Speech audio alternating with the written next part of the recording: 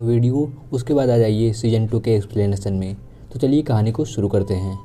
Serbia के Belgrade में रुद्र बेहोश पड़ा हुआ है और उसे कुछ लोग पकड़ने के लिए आ रहे हैं। आखिर वह बेलग्रेड कैसे पहुंचा और इसके पीछे पूरी कहानी क्या है, तो हमको कुछ दिन पहले चलना पड़ेगा।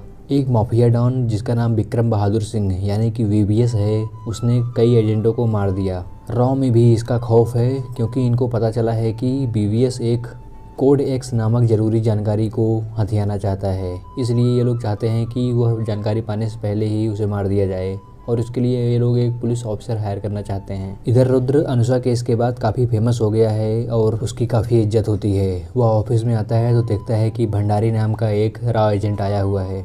उसे एजेंट के साथ काम करने के लिए कहा जाता है, लेकिन वह साफ मना कर देता है और वापस चला जाता है। लेकिन एजेंट कहता है कि उसे वही आदमी चाहिए और ये लोग रुद्र की वाइफ रंजना को ढाल बनाते हैं। रंजना अब नशा करने लगी है और उसकी तबीयत भी बहुत ख़राब रहती है। रुद्र इससे बहुत परेशान रहता है। वह उसे हॉस्पिटल लेके जाता है जहाँ पर डॉक्टर कहते हैं कि उसको रिहैब करने के लिए 2 लाख खर्चा आएगा। रुद्र के पास इतना पैसा नहीं था तो वहाँ पर आता है भंडारी और कहता है कि पूरा खर्चा वह उठाएगा, लेकिन उसके लिए तुम्हें काम करना पड़ेगा। और रुद्र ना चाहते हुए भी तैयार हो जाता है और उसे अब जाना है मिशन पर। मिशन था कि सर्बिया जाकर वीवीएस को पकड़ना। वीवीएस लड़कियों का बहुत ज़्यादा दीवाना है, इसलिए उसे वहां जाकर एक लड़की से मिलना होगा और उसके बारे में पता करना होगा। खास बात यह है कि वीवीएस का आज तक कोई चेहरा नहीं देख पाया है। उसके सबसे खास में नफीसा और सूरज भान है। रुद्र को जाकर जेरांग नामक एजेंट से मिलना होगा, वह उसे सारी जानकारी बताएगा। रुद्र को पहचान छिपाने के लिए उसका नाम डॉक्टर सुमंत मिश्रा रखा गया और उसके साथ भेजा जा रहा है गिलौरी को। गिलौरी वही महिला है जिसे हमने सीजन 1 में देखा था गाली देते हुए। मरता क्या ना करता, रुद्र उसे ले जाने के लिए तैयार हो जाता है। इधर वीवीएस की आर्मी बहुत सतर्क थी। अगर वीवीएस के बारे में कोई भी जानना चाहता तो ये लोग उसे मार देते थे और इनको ये भी पता चल जाता है कि कोई रुद्र प्रताप यहाँ पर आने वाला है और ये लोग एयरपोर्ट पर ही रुद्र को मारने का प्लान करते हैं। लेकिन रुद्र वहाँ से भाग जाता है और किसी तरीके से एक होटल में पहुँचता है। वहाँ पर भी ये लोग पहुँच जाते हैं। किसी तरीके से रुद्र अपने आप को बचाता है और इन लोगों को पीट कर भागता है और पहुँचता है जेरांग के पास। जेरांग उसे सब कुछ बताता है। वह मरते मरते बताता है कि दरअसल वीवीएस को पकड़ने का कोई प्लान नहीं था, भंडारी ने तुम्हें धोखा दिया है और मेन प्लान तो तुम्हारा अपहरण करने का था। यह सुनकर रुद्र शॉक हो जाता है, लेकिन सच्चाई जानने के लिए वह शुक्ला को फ़ोन करता है और सारी जानकारी इकट्ठा करने के लिए कहता है। और शुक्ला जब खोज कर बताता है कि भंडारी का वीवीएस को पकड़ने का कोई प्लान नहीं था, तब वह भंडारी को फ़ोन करता है तो भंडारी कहता है कि तुम्हारी पत्नी मेरे कब्जे में है और मैं उसे लेकर आ रहा हूँ बेलग्रेड और मेरी बताई हुई जगह पर तुमको आना होगा, नहीं तो तुम्हारी पत्नी मारी जाएगी। और भंडारी रंजना को लेकर रवाना होता है। इधर वीवीएस की आर्मी भी पूरी तरीके से तैयार थी रुद्र को मारने के लिए और उसके बाद रुद्र वहाँ पर आता है। उसे बेहोशी वाली गोली मारी जाती है और वह बेहोश हो जाता है और उसके बाद आता है एक आदमी जो हूबहू रुद्र की तरह दिख रहा था। दरअसल ये वीवीएस था। दरअसल इनका एक बड़ा और ख़तरनाक प्लान था।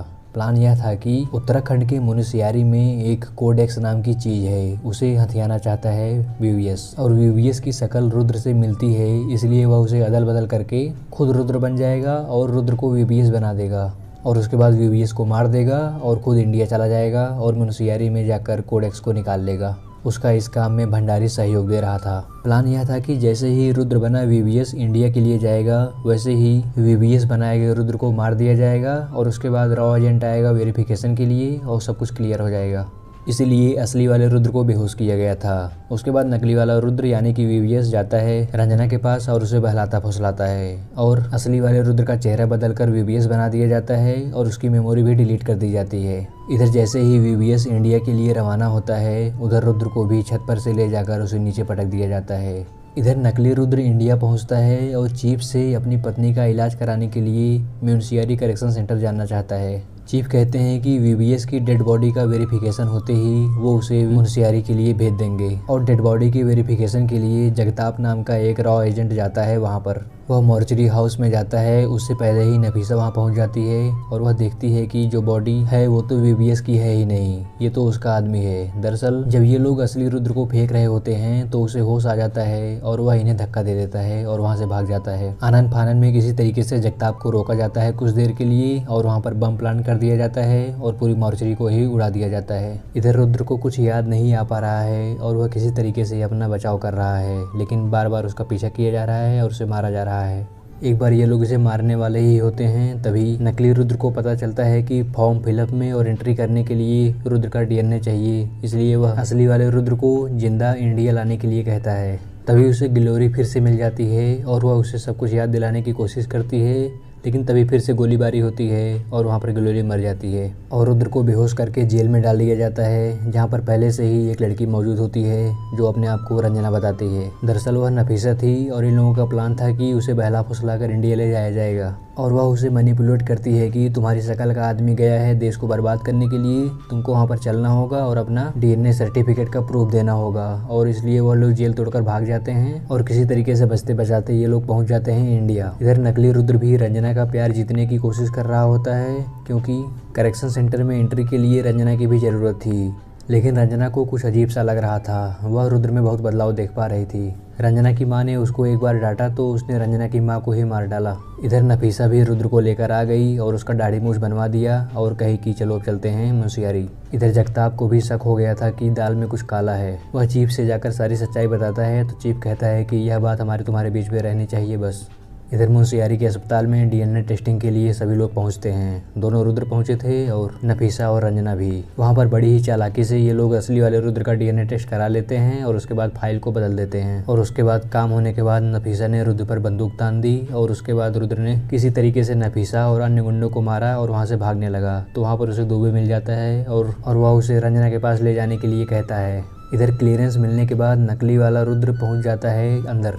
वहाँ जेल में उसे एक आदमी दिखाई देता है। वह कहता है कि मुझे यकीन था वीबीएस कि तुम आओगे और अब हमारा प्लान जो देश को बर्बाद करने का है वह हमारा सफल हो जाएगा। दरअसल ये आदमी रॉ एजेंट रह चुका है और इसने देश विरोधी काम किया था, इसलिए इसको जेल हो गई थी और इसको गुस्सा था। कुछ समय पहले वह भंडारी को बुलाता है और अपना प्लान समझाता है और वह एक सच्चाई भी बताता है। वह एक फ़ोटो दिखाता है जिसमें 2 बच्चे थे। वह बताता है कि एक बच्चा वीबीएस है और दूसरा बच्चा रुद्र, दोनों ही उसके बेटे हैं, यानी कि वीबीएस और रुद्र दोनों भाई हैं और इस आदमी के बच्चे हैं। इधर रंजना को भी शक होने लगा है कि यह नकली वाला रुद्र है, क्योंकि उसकी माँ का भी पता नहीं चल रहा था और रुद्र का बर्ताव भी बहुत ख़राब हो गया था और उसने उसे जगताप को मारते हुए देख लिया था। और इसलिए वह थाने जाती है और कहती है कि इसने सभी को मारा है और यह असली रुद्र नहीं है। लेकिन कोई उसका विश्वास नहीं करता, क्योंकि उसकी दवा चल रही होती है और सब लोग उसे पागल करार दे देते हैं।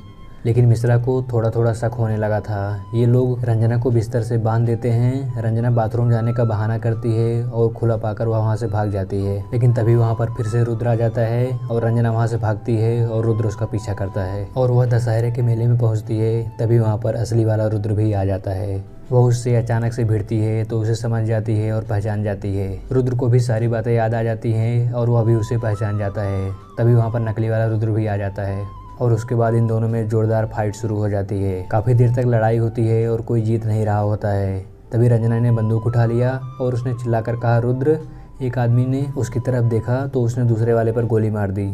उसके कुछ दिन बाद मुंशियारी की जेल से वो आदमी छूट कर आता है। उसके साथ वीबीएस और भंडारी भी थे और वह कह रहा था कि 26 जनवरी को देश में बड़ा धमाका करेंगे। और जब वह रुद्र के बारे में पूछता है तो वीबीएस बताता है कि रुद्र मर गया है। अस्पताल में भी डॉक्टर रुद्र को मरा हुआ घोषित कर देते हैं, लेकिन तभी रुद्र की आंखें खुल जाती हैं और वह कहता है कि असली गेम तो अब शुरू हुआ है और खेल में और मज़ा आने वाला है।